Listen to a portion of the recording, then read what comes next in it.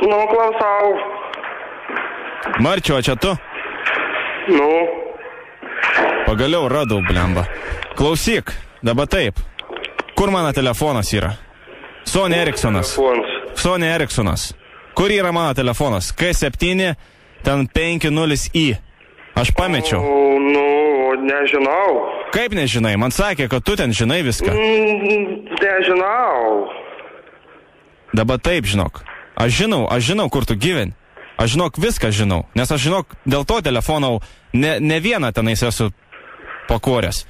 Žinok, atvažiuosiu, žinok, jeigu neturėsi telefoną, žinok, bus blogai, žinok. Bet, o kas tau sakė mano telefoną numerį? Nesvarbu, kas sakė. Atvažiuosiu ir atimsiu telefoną. Kaip taip galima, klausyk? Aš neturiu pinigų, kad susimokėtų sąskaitą, iš manęs dar telefoną vagia. Žinok, vaikai... Bet aš radau. Tai kas ką radai? Tai ką, jeigu viską radai, tai reikia viską pasimti, ne? Tai kur man reikėjo dėti? Martynai. Tau viskas gerai? Gerai. Kiek tau metų yra? 16. 16 metų? Ir taip nevyriškai elgiesi? Nežinau. Martynai, tau skambina radio stotis Zip FM. Zip FM.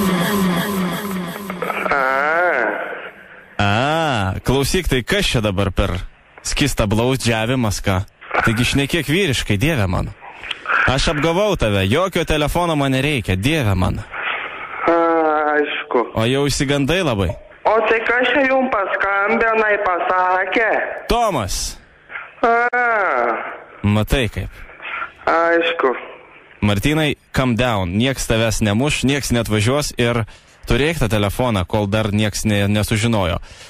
Aha, tai gerai. Ačiū jums labai. Iki.